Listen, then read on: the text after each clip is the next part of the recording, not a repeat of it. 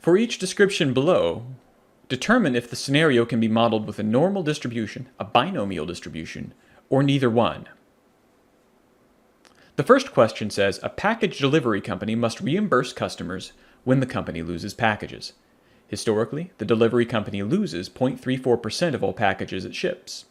The company randomly selects 2,000 packages and counts the number of those that are lost. What is the distribution for the number of lost packages?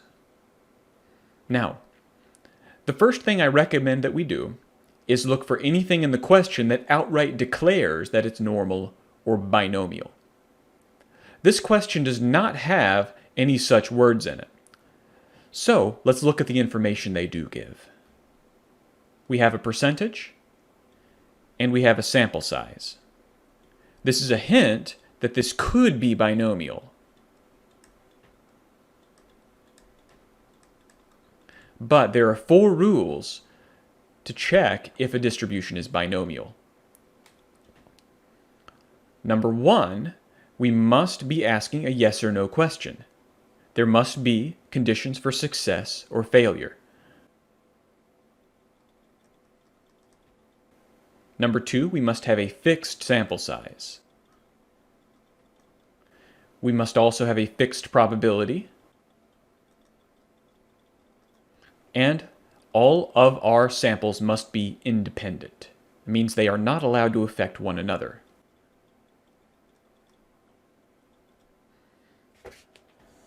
Let's check this list. Could we phrase this as a yes or no question? Well, what we're checking is how many packages are being lost. This is the thing that we are counting. Now, generally, if you're counting something, that's another hint that we could be looking at binomial.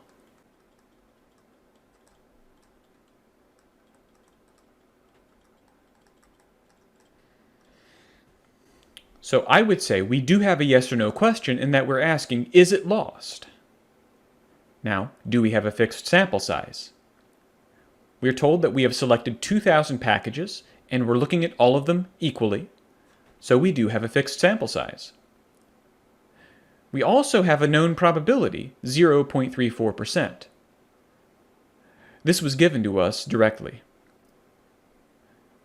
Now, independent samples. Losing one package has nothing to do with whether you would lose another package, as long as they're being selected randomly. So all 4 of the conditions are met, and so we would say the answer is binomial, or B. The next question says, an elementary school teacher gives a math quiz to all 25 of her students. On the first try, 40% of the students make a perfect score. The students retake the quiz each day until they get a perfect score. The number of attempts needed to get a perfect score is counted. What is the distribution of the number of attempts? Now, if we look through the question, we are given a percentage, and we are also given a sample size. So this is a hint that we are looking at a binomial, possibly. But we have to check all of the rules. The fact that we are counting things rather than measuring them is also a hint toward binomial. But we check all 4 things to verify. We'll copy the list from earlier and check every entry on the list.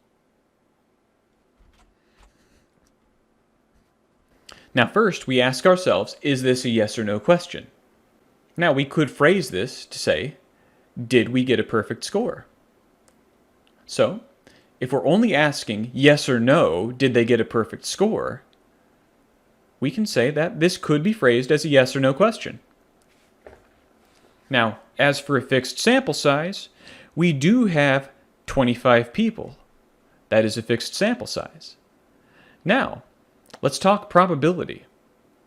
We are told that on the first try, 40% of the students make a perfect score.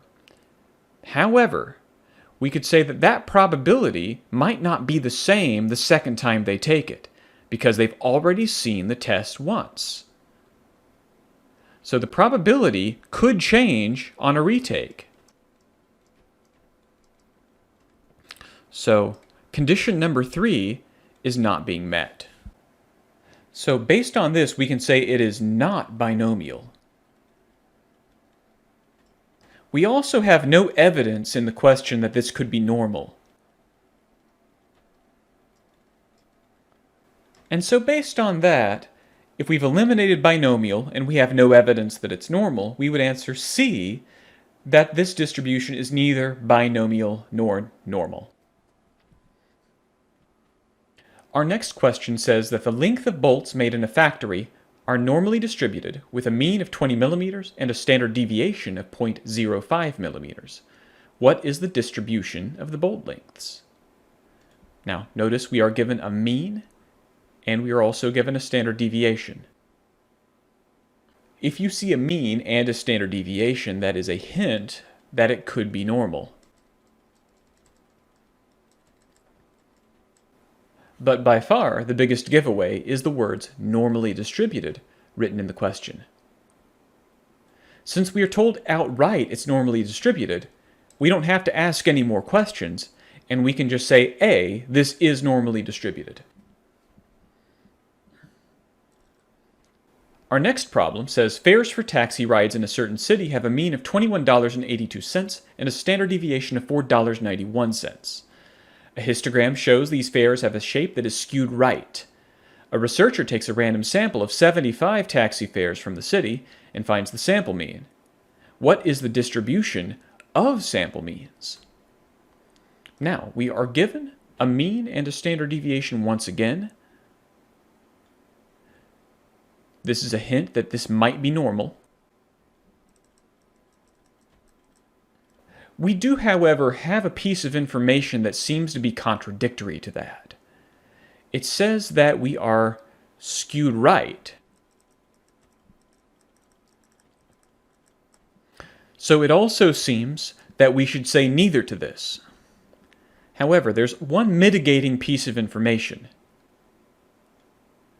We're looking at 75 taxi fares, and we're looking at the distribution of sample means.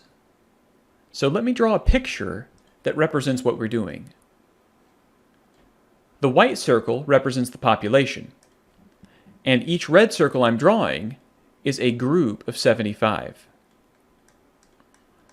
We're looking at various groups of 75 cut out of the population, all represented by red circles.